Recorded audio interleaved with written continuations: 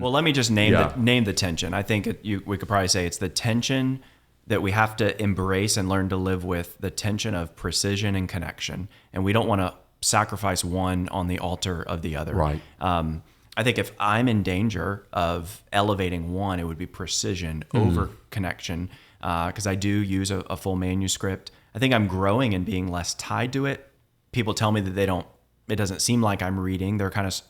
They seem surprised to find out I'm using manuscript. Frankly, the last time I saw you preach, I was challenged and a bit chagrined, because I was like, okay, that's what it looks like to not need to look down every 3 or 4 sentences to know what comes next. And so that's something, frankly, I'd like to grow in over the course of my ministry.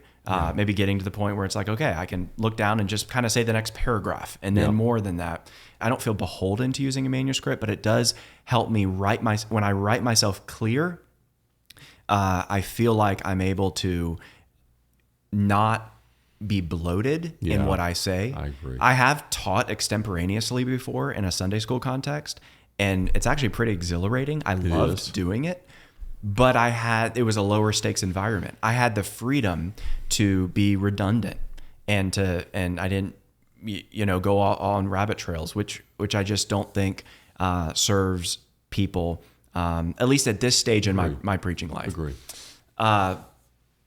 So when we think about the art of delivering a sermon, what are we doing? Because it's a fine line. We are not performers.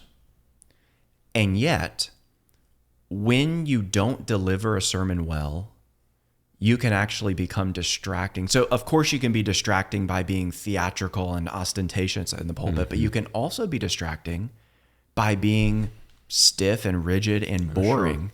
So how, you're training young pastors. How do you, what are some things you see young pastors often get wrong in delivery? How do you encourage them to grow in this area?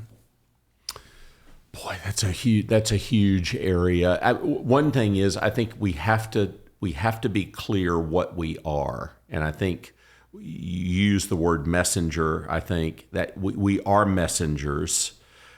We are there to deliver a message from God. Sometimes that message is an exhortation. Sometimes that message is a comfort. Sometimes that message is a warning.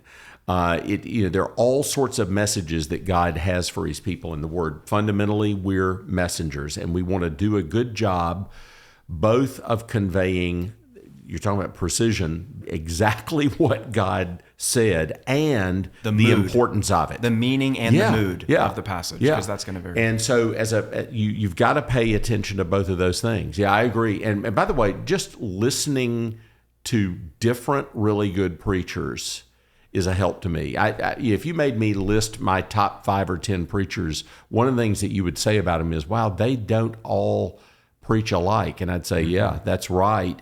But I learned something from all of them. You're not trying to copy somebody else. You need to be yourself. But we are messengers, and so we want to be clear. We do want to reflect the mood of the text. If the mood is comfort, we don't want to be angry. Yes. The Lord's your shepherd. Why aren't you better sheep? It needs to reflect the message that you're conveying from the passage. And so, but that's just being younger a good messenger. preachers like me need to be especially careful, because I've heard an older minister say that younger ministers tend to scold more.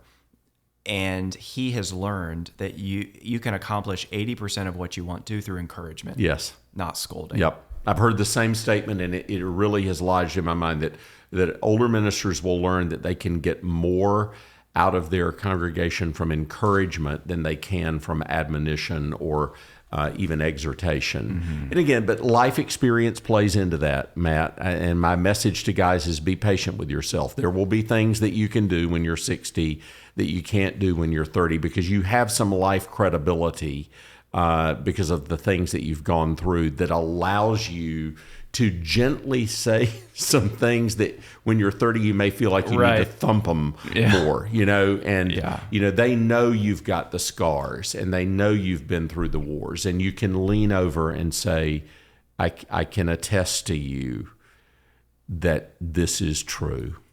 And you can believe this and you can count on this, and this changes the way you live your life. And whereas when you're 30, you think, man, I need to make that point that they need to do that.